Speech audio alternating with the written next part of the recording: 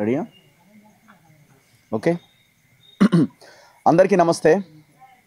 ఎల్లమ్మగూడెంలో ఉన్నాం మనం. నల్గొండ నియోజకవర్గం ఇది. జిల్లా నల్గొండ, ఉమ్మడి నల్గొండ జిల్లా, ఎల్లమ్మగూడెం.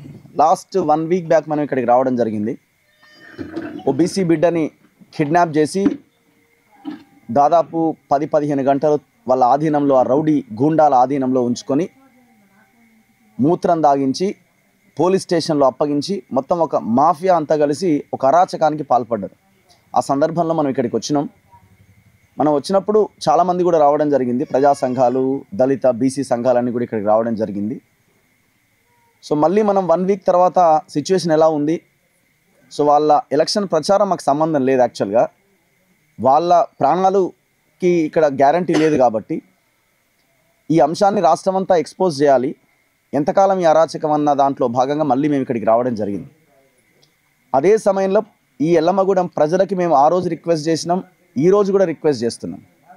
సొంత కులంలో ఉన్న వాళ్ళనే హత్య చేసినటువంటి మనుషులకు మీరు ఓటేస్తారా? వాళ్ళని ఎదిరిస్తున్న ఇలాంటి ఒక పోరాట యోధురాలికి మీరు ఓటేస్తారా? ఎల్లమ్మగూడెం ప్రజలు తేల్చుకోవాల్సిన అవసరం ఉన్నది. సరే, ఖచ్చితంగా రాజకీయాలన్నీ పొల్యూట్ అయిపోయినాయి. డబ్బులకి లేకపోతే మందు సీసాలకి మనం అలవాటు పడిపోయినాం. ఏ మాట కామాట ఉన్నమాట మాట్లాడుకోవాల్సిన సందర్భం ఇది.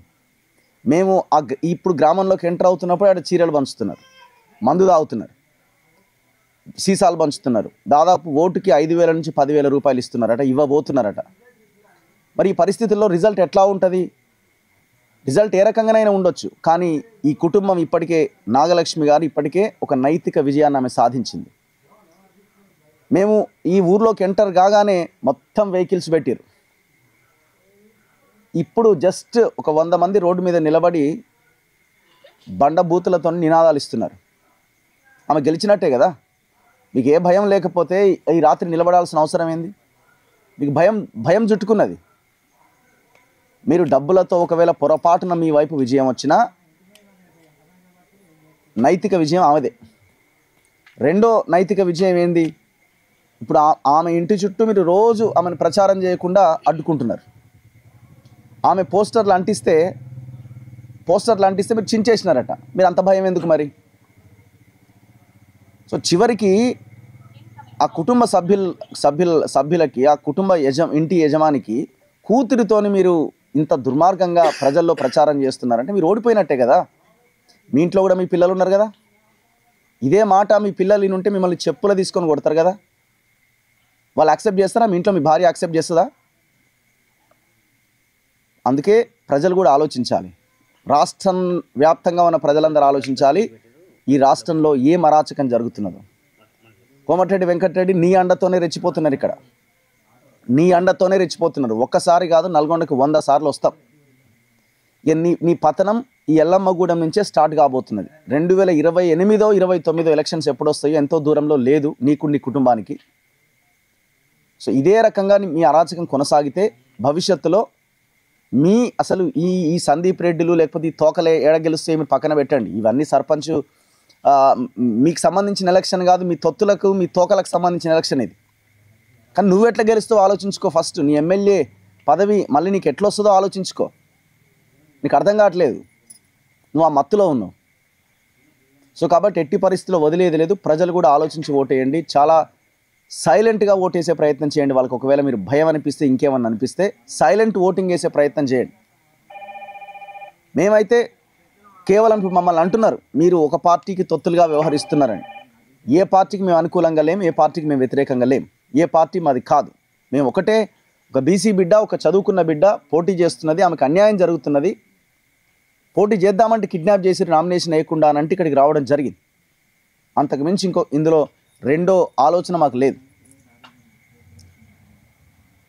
సో కాబట్టి ప్రభుత్వం వెంటనే స్పందించాలి.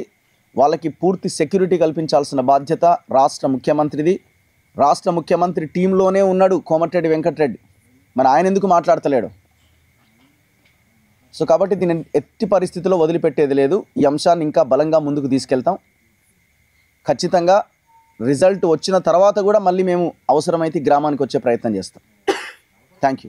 నేను ఒక చిన్న మాట చెప్పదలుచుకున్నా ఇక్కడ ఈ సందర్భంగా. మావన్కి కోమటిరెడ్డి వెంకరెడ్డి గారికి ఆయన ఎవరో పవన్ కళ్యాణ్ అనే సినిమా ఆయనే ఏదో దిష్టి గురించి అని మాట్లాడిన దాని మీద చెప్పు మీద కూర్చోగినట్టు ఎగురుతున్నాడు ఆయన. తెలంగాణ పరువు ఇట్లా, తెలంగాణ పరువు అట్లా, గట్టెట్లా మాట్లాడతారు బిడ్డ, నేను సినిమాటోగ్రఫీ మంత్రిని, నీ సినిమాలు అట్లెట్లా నడుస్తాయి ఇట్లెట్లా నడుస్తాయి అని మామూలు పోజు కొడతాడు, భుజాలు టిటి తిప్పుకుంటా. ఆ నరాల వీక్నెస్ మనిషి కదా అయ్యా. బుద్ధి ఉండాలి మీకేమన్నా. ఒక ఆడబిడ్డ నీ కాన్స్టిట్యున్సీలో భర్తను తీసుకుపోయి గంటల కొద్దీ బయట తిప్పి 6-7 సార్ల మూత్రం ఉచ్చదాగిపిస్తే దాని మీద ఒక్క మాట కూడా మాట్లాడతలేవే. నీ ఇంట్లోకి అట్లా జరుగుతాయి.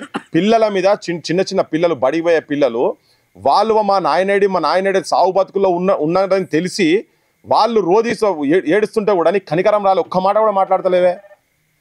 బుద్ధుండాలే రేవంత్ రెడ్డి. ఇటువంటి వాళ్ళని నీ క్యాబినెట్లో పెట్టుకున్నావు. నువ్వు కూడా దొంగలకు సద్దులు మోసినవి అయితే నువ్వు కూడా దొంగవే అవుతావు. నువ్వు ఆల్రెడీ దొంగవే, నువ్వు హోమ్ మినిస్టర్ కాబట్టికే నీ మీద ఆ బాధ్యత ఉంటుంది. ఎక్కడెక్కడ తీసుకుపోయినరో ఏందో ఇప్పటికీ వారం రోజులు అయిపోయింది తనని తీసుకుపోయి. వారం 10 రోజులు అయింది ఆల్మోస్ట్. 7 తీసుకుపోయినరు, టవర్లు ఉన్నాయి, సిగ్నల్లు ఉన్నాయి, ఎవరి ఇళ్ళకి తీసుకుపోయినరు. ఇప్పటిదాకా నువ్వు జనం ముంగడ పెట్టాల్సిన అవసరం ఉన్నది హోమ్ మినిస్టర్ కాబట్టి నీ బాధ్యత.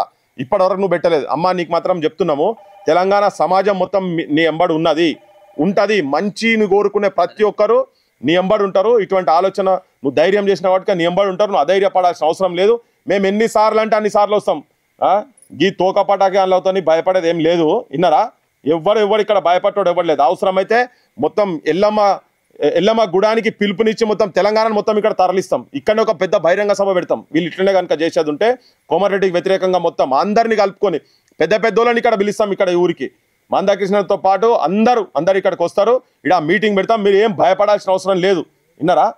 మీరు ఏడవకండి. ఏడుస్తే ఇగో ఈ ఏడుపులు రేపు తర్వాత ఇంకేమేమి ఎట్టెట్టు పోతాయో నీ ఇంట్లో శోకానికి దారి తీసేటట్టు చూసుకోకు కోమటిరెడ్డి వెంకరెడ్డి అని చెప్పదలుచుకున్నాం. ఇంకొకటి సెక్షన్స్ కూడా చాలా దారుణం. 137(2) అండ్ 171 బిఎన్ఎస్ పెట్టిరు. ఈ 137(2) అనేది కిడ్నాప్ సంబంధించి, 171 ఎలక్షన్ సంబంధించి. ఇప్పుడు ఆయన కత్తులు పెట్టిరు, నన్ను చంపడానికి ప్రయత్నం చేసిరని అన్నాడు. సో మరి ఇక్కడ అటెంప్ట్ మర్డర్ కేసు కూడా పెట్టాల్సిన అవసరం ఉంది కదా. సరే ఇదంతా ఒకటైతే కిడ్నాపింగ్ నాన్ అవైలబుల్ కేసే కదా ఇది. మరి ఈ పాటికి అరెస్ట్ చేయాలి కదా. ఎందుకు అరెస్ట్ చేయలే? ఆయన ఎవరో కొండలరెడ్డి సిఐ అట, శివరామరెడ్డి డిఎస్పీ అట. మరి ఎస్పీ ఏం చేస్తున్నాడు? మరి ఇది ఎందుకు ఇంత దారుణం? జస్ట్ ఓన్లీ బైండ్ ఓవర్ చేసి వదిలేసారు అంతే వాళ్ళని. అంటే మీరు ఎవరికి సపోర్ట్గా ఉన్నట్టు ప్రజలు కూడా ఆలోచించాలి ఈ విషయంలో. అది వచ్చి విచ్చలవిడిగా తిరుగుతున్నారు కదా, విచ్చలవిడిగా తిరుగుతున్నారు. ప్రవీణ్ రెడ్డి ఎవరమ్మా?